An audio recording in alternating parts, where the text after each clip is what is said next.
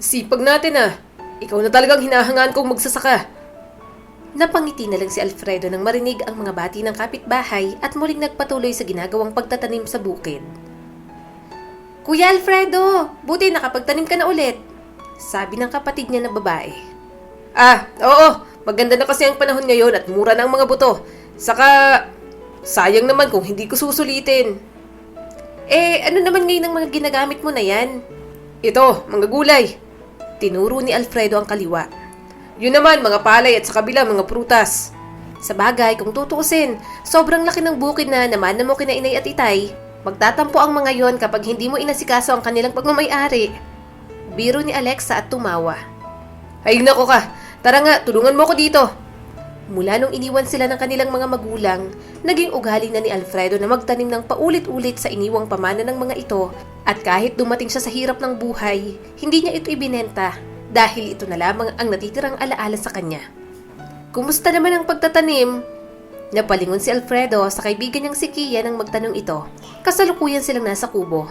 Namamahinga siya dahil katatapos lang niyang magtanim at mag-ikot sa bukid. Yun, nakakapagod, ang init-init pa. Reklamo nito at bumuntong hininga.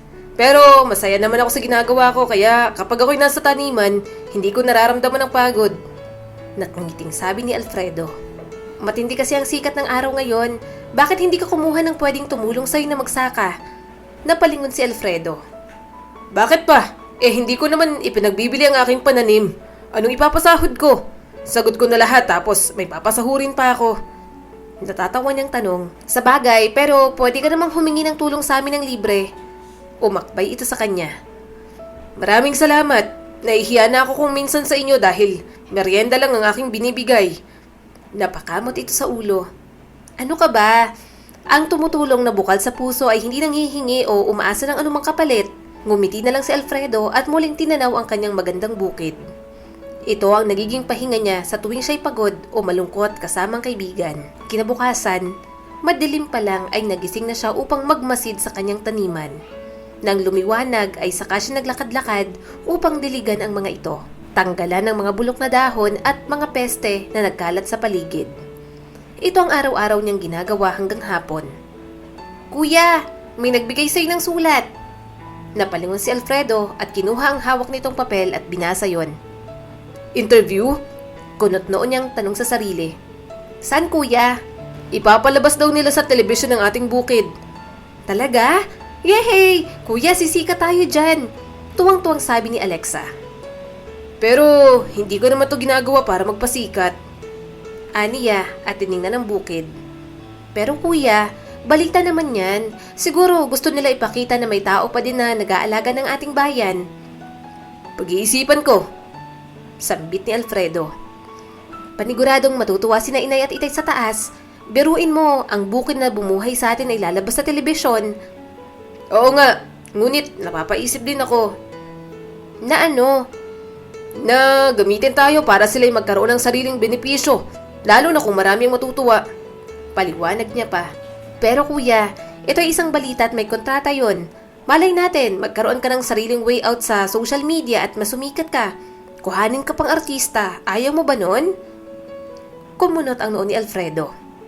Ang OA mo mag-isip, wala akong alam na ganyang bagay kaya naman tigilan mo ako ha. Matapos magsalita, pinigaan nito ang ilong ng kapatid. Aray kuya, sige na nga, kumain na lang tayo. Nanlulumo ito kunwari na umalis sa harap niya. Ayaw talaga ni Alfredo na pag-isipan siya ng kung ano. Gusto niya ng tahimik siyang nagtatanim at namumuhay ng payapa. Ngunit paglipas ng mga buwan, siya ay nakumbinsing pumayag sa alok. Nagtanim siya ng paulit-ulit, inalagaan ng mga ito na may kasamang pagmamahal.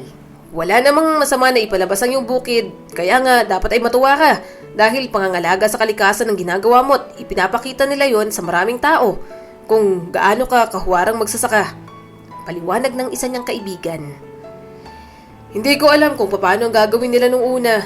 Baka mamaya, ginagamit lang nila ako upang sila'y sumikat. Ano ka ba? Balita yun. Bakit naman sila magpapasikat?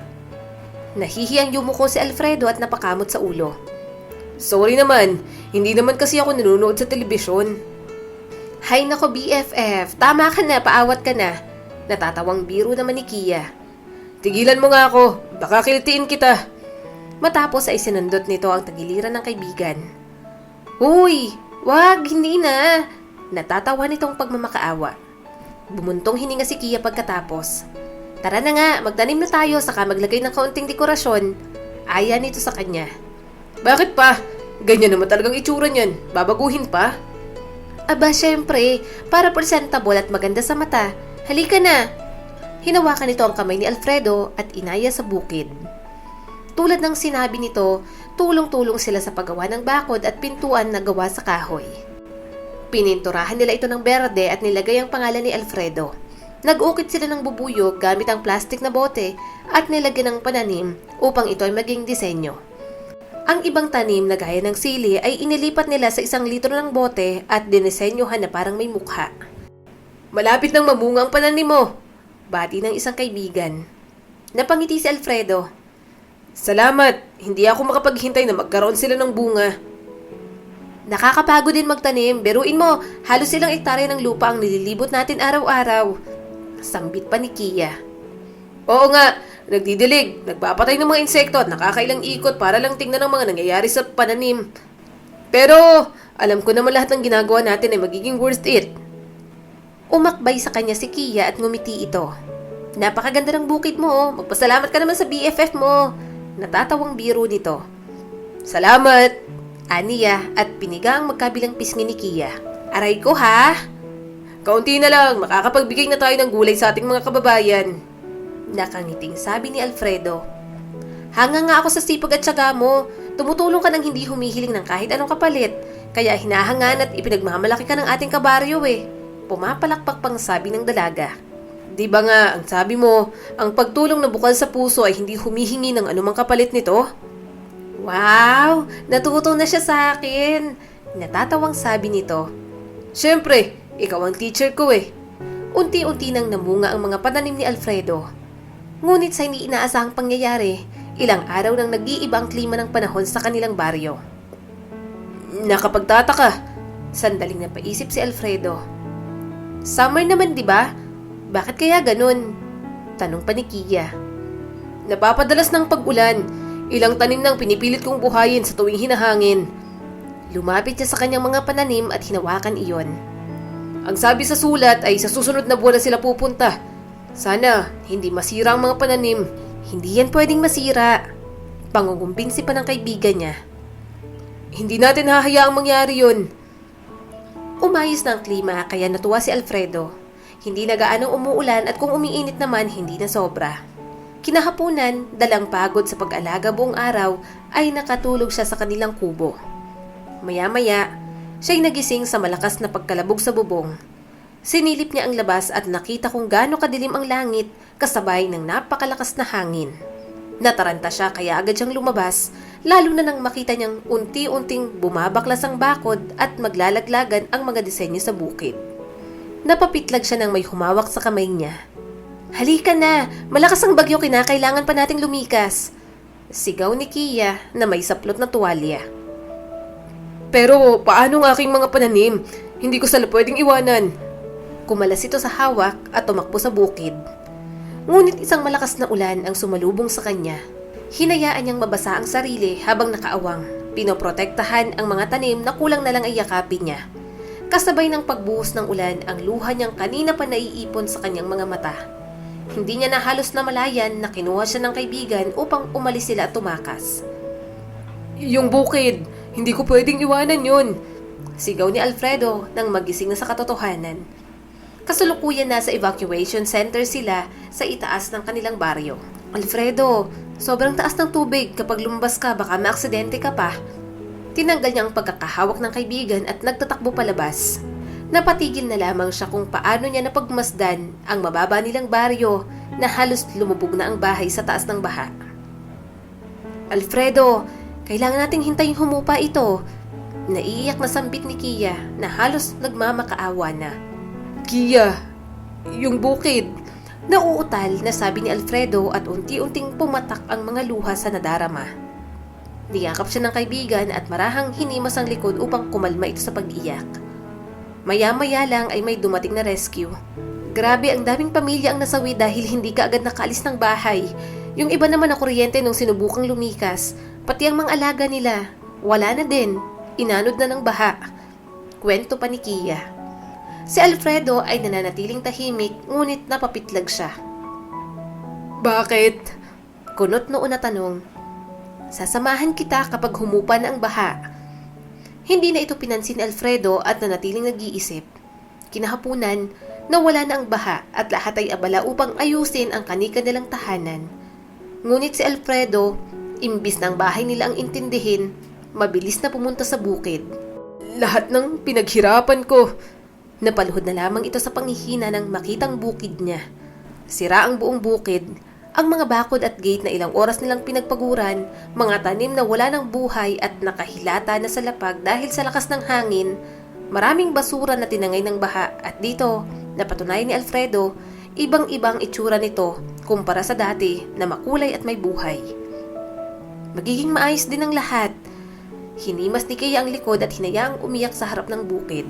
Kuya, may mga reporters! Humahangos na sabi ni Alexa papunta sa kanila. Tumayo naman si Alfredo at nagpunas ng luha. Nakita niya ang grupo ng mga taong may hawak na kamera at mikropono. Lumapit ito sa kanila. Pasensya na kayo. Mukhang hindi na matutuloy dahil winasak ng bagyo ang aming bukid. Paghingi nito ng pasensya. Ako si Nadine Cruz, isa sa mga news anchor. Nung nalaman namin na dito tumama ang bagyo, hindi na kami nagdalawang isip na puntahan ka. Dahil sa iyong pagdaramdam, handang tumulong ang kumpanya para sa inyong baryo. Mahabang paliwanag at nakipagkamay pa ito. Maraming salamat. Nakangiting sabi ni Alfredo bago nakipagkamay. Maganda ang babae. Ito ang unang beses niyang makakita ng singputi ng labanos ang balat. May matangos na ilong at bilugan ng mga mata. Mahaba ang buhok at malapulang rosas ang labi. Kuya, kinakausap ka. Sambit ni Alexa. Napabalik siya sa realidad at marahang ngumiti ng alanganin at tinanggal ang kamay na nakahawak sa babae. Ano nga ulit yon? Maaari ka ba naming makausap kahit saglit lang? Sige po. Sandali silang pumwesto sa gilid ng bukid upang makapag-usap ng silang dalawa lamang. Nilibot muna ni Nadine ang paligid bago tumikhim. Sobrang lala nang nangyari sa bukid mo. Ibang-iba sa picture na ipinadala sa amin. Kaagad na kumunot ang noo niya. Anong litrato? Yun ang dahilan kung bakit ka namin inimbitahan upang mag-interview. Teka, hindi mo alam? Hindi, wala akong alam sa mga teknolohiya o ano pa. Umiiling na sabi ni Alfredo.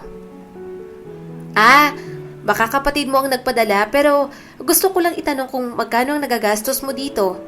Pag-iiba ng usapan ng reporter.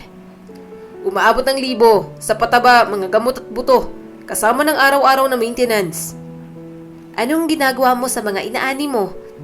Binibigay ko sa mga kababayan ko. Walang bayad? Namamanghang tanong ng reporter. Umiling si Alfredo. Wala, tumutulong lang ako at hindi ko to ibinibenta. Sabi, napakabait mo naman na magsasaka. Araw-araw kang pagod pero wala kang nakukuhang benefit sa mga tinatanim mo. Pumapalakpak pa si Nadine. Sapat na sa akin ang mga ngiti nila. Doon pa lang gumagaan ang pakiramdam ko at mas ginaganahan na magtanim. Nakangiti niyang sagot. Gusto naming magbigay ng tulong sa inyo upang mabuhay muli ang bukid ninyo at makapaghatid ng saya sa mga kababayan mo. Nag-abot si Nadine ng isang puting sobre. Marahang nilayo ito ni Alfredo. Mas mabuti kung sa kanila na lang yan. Dahil pagtagal, alam kong mabubuhay muli ang bukid ko. Maraming nagpadala ng donasyon, mga damit, pagkain at pangangailangan sa araw-araw. Ihahatid ko din ito sa iba kung hindi mo tatanggapin. Sobrang buti mo at iniisip mo ang kapakanan ng ibang tao kaysa sa sarili mo. Napangiting sabi nito at binalik muli ang sobre. Salamat din sa pagpuri. Nakangiting sambit ni Alfredo. Tingin mo, ang ganda niya no? Nakangiting tanong ni Alfredo. Hala kuya, mali yan. Magsiselo si Ate Kia. Reaksyon ng kapatid at tinuro ang kaibigan. Agad na napalingon si Alfredo. Ha? Anong sinasabi mo, Alexa? Nagmistula siyang inosente. Masama gumagawa ng kwento ha. Ginro niyang buhok nito. Sumimangot naman si Alexa. Totoo naman kasi, kanina sabi niya. Agad na tinakpan ni Kia ang bibig nito upang hindi na makapagsalita. Kaya napakunot ang noo ni Alfredo. Baka naman kasi kung ano-ano ang naiikwento mo kay Alexa. Hoy, hindi ah. Mali lang siya ng pagkakaintindi. Depensa nito. Agad na tinanggal nito ang hawak sa bibig ni Alexa. Totoo naman ate, sabi mo, nagse-cellphone yun, oo. Putol pa ni Kia. Siya nga pala, sino ang nagpadala ng mga litrato sa kanila? Akala ko pa naman, na-discover lang nila ito. Yun pala, kayo ang may kagagawan. Napakamot sa batok na sabi ni Alfredo. Hindi kami yun kuya. Protesta agad ng kapatid. Oo nga, baka ibang kabarangay natin, hindi ba? Pagsang-ayon pa ni Kia. Maraming tao dito at sumisilip palagi sa taniman mo, kaya baka iba yun kuya, hindi kami yun. At saka, bakit naman kami magsisend? Hindi ko nga alam kung paano yun, di ba? Dugtong pa ni Kia. Tumigil nga kayong dalawa. Kagaya ng sinabi ni Nadine, bumalik nga ito kinabukasan na may dalang mga donasyon, mga damit, pagkain at bagay na kinakailangan lalo na't wala halos natirang gamit dahil sa lakas ng bagyo. Wala lahat ng kanilang ari-arian dahil sa taas ng baha. Ang ibang bahay, walang bubong, tinulungan nilang mabigyan. Meron pang nasira mismo ang bahay dahil gawa ito sa kahoy at mga kubo na pahingahan ng mga trabahador. Maraming salamat sa tulong. Ani at bumeso pa siya rito.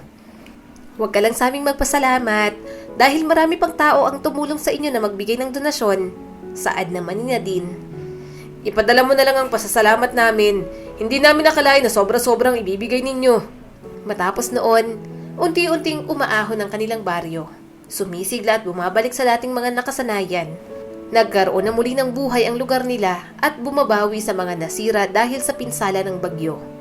Naging maayos na rin ang klima kaya naman nagkaroon muli ng pagkakataon si Alfredo na makapag-ipon para sa kanyang itatanim. Marami-rami ang nabili kong kailangan sa pagtatanim. Oobserbahan ko muna ang klima bago ako magsimula. Tumango lang si Kia habang busy sa cellphone na tumatawa pa kaya naman napakunot ang noo niya. Anong tinatawa-tawa mo dyan? Takang tanong ni Alfredo ngunit hindi siya pinansin nito. Uy! Kinalabit niya ito upang mapansin siya. Ha? Bakit? Ano ulit yon? Busy ka masyado eh. Sino ba yung kausap mo? Wala. Bigla nitong tinago ang cellphone. Ano ulit ang sinasabi mo? La, nagtatago ka na sa akin ha? Wala akong sinasabi. Umakto itong nagtatampo at umalis na sa harapan niya na parang bata. Hello Alfredo! Napapitlag sa gulat si Alfredo nang sumulpot si Nadine sa harapan niya paglabas ng kubo. Nakasuot ito ng maluwang na pantalon, long sleeve na puti at sombrero. Bakit nandito ka? Anong meron? May halong pagtataka nitong tanong. Maraming gustong tumulong sa'yo, tingnan mo oh! Lumakad siya patagilid. Nakita niya ang mga kalalakihan na naka-uniforme ng pangtanim. Inaayos ang kanyang bakod. May iba na nagbababa ng mga sako-sakong pataba. May mga kahon na ang laman ay mga gamot at mga buto ng mga ito. Bakit? Baka sa mukha niyang pagtataka. Sobrang bait nila. Kahit sinabi kong kaya mo na, nagpupumilit silang tumulong. Sama-sama tayo sa bubuhay sa bukid mo. Hinawakan ni Nadine ang kamay niya at niyaya siya palabas sa kanilang bukid.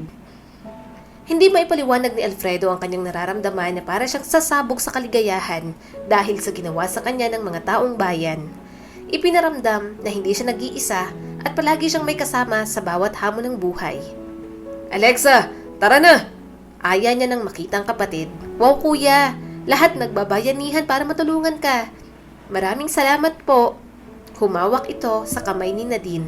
Simple lamang ito para sa lahat ng pagsasakripisyo mo sa mga kababayan mo. Maraming salamat talaga. Nagtulungan sila na buuin muli ang bakod at mas pinatibay at kumulay pa iyon. Sama-sama na nagbungkal ng lupa, nagkalat ng pataba at isa-isang nagtanim ng mga gulay. Masaya ang puso ni Alfredo. Sobra dahil sa ipinamahaging tulong ng kanyang kapwa. Ayos lang ba kung ibalita ko ito? Tanong ni Nadine matapos nilang magtrabaho. Uminom muna ito ng tubig at sumagot. Oo naman. Maya-maya lang din ay nag-set up na ng camera ang grupo. Inayos ang kanyang kasuotan, pati ang postura ay nabago. Sa sobrang bilis kumilos, hindi mo kailangang bilangan pa. 3, 2, 1, cue! Magandang hapon mga kababayan ko. Ngayon lang po ay tinulungan ng mga tao si Alfredo upang mabuhay muli ang kanyang bukid at dahil sa malakas na bagyo na tumama sa kanilang lugar, nakikita nyo sa aking likuran ang makulay at malinis na paligid dahil sa tulong ng mga tao sa kanya. Pinakinggan lang niya ito at paminsan-minsan sumasagot sa mga hinandang katanungan ni Nadine. May mga tanong na hindi niya masagot ng matatas at maayos dahil ito ang unang beses niya na humarap sa kamera upang magsalita. Ano ang mga bagay na hinihiling mo ngayong maayos ng bukid mo? Tanong ni Nadine. Ang hinihiling ko, ang maging okay na muli ang klima at hindi na masayang ang lahat ng pinaghirapan ko sa aming bayan. Yun po. Sagot ni Alfredo sa kamera kahit na siya'y nalilito. Ito lamang pong ibabalita namin ngayong hapon. Mabuhay tayong lahat, mag-ingat at mag-abang sa susunod naming ibabalita. Hanggang sa muli, mga kababayan. Sabay-sabay na nagpalakpakan ang mga tao dahil sa ginawa nitong pagtatapos ng kanyang pagbabalita. Napatulala naman siya dahil sa paghanga kung papaano niya hinaharap ng nakangiti sa kamera. Magaling kang magbalita. Ilang taon mo niyang ginagawa? Halos 5 taon na rin, ang tagal na hindi ba? Kaya nga halos nasanay na ako sa puyatan at malat sa sobrang pagod. Pero pinipilit kong maging maayos ang boses ko upang maibahagi ko ng malinaw ang aking mga binabalita. Hindi halata, yung itsura mo, mukhang hindi ka pagod. Kung iba yan, malaki ng eyebag sa sobrang puyat. Maganda pa rin ang boses mo.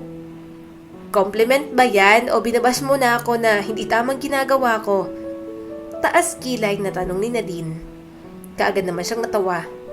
Compliment! Sus! Pero magaling ka nga. Hindi na ako magtataka kung magtatagal ka sa trabaho mo dahil sa maayos na performance mo. Nakangiting bati ni Alfredo. Nambola pa siya, pero salamat ha. Humawak ito sa balikat niya. Nakatitig lamang si Kia sa dalawa at bigla na lamang siyang kinalabit ni Alexa. Huy ate, huwag ka na magselos. Ayos lang yan. Asar pa nito. Napairap naman si Kia. Tigilan mo nga ako. Di ako nakatingin sa kanila, no? Saka, hindi ko naman gusto yung kuya mo. Lah, wala naman ako sinabi ah. Uy! Napatakip na lang siya sa bibig at nilayo ito. Ano ka ba? Huwag kang maingay. Hindi ko siya gusto, okay? Pangungumpirma pa nito. Tumango na lamang si Alexa at tinikom ng bibig. Hiyang-hiya talaga siya dahil baka may nakarinig sa kanya habang sila'y nag-uusap. Makalipas ang ilang buwan, namunga na ang kanilang pinaghirapan. Hinihintay niya ang pagsasabay ng mga ito upang isahang ani na lamang siya ng mga bunga. Congrats Alfredo! Sigaw ni Kia. Napatakip naman ang lalaki sa tenga dahil sa lakas noon. Oo na, sakit sa tenga eh. Reklamo nito. Aba, nagre-reklamo ka na sa best friend mo ha?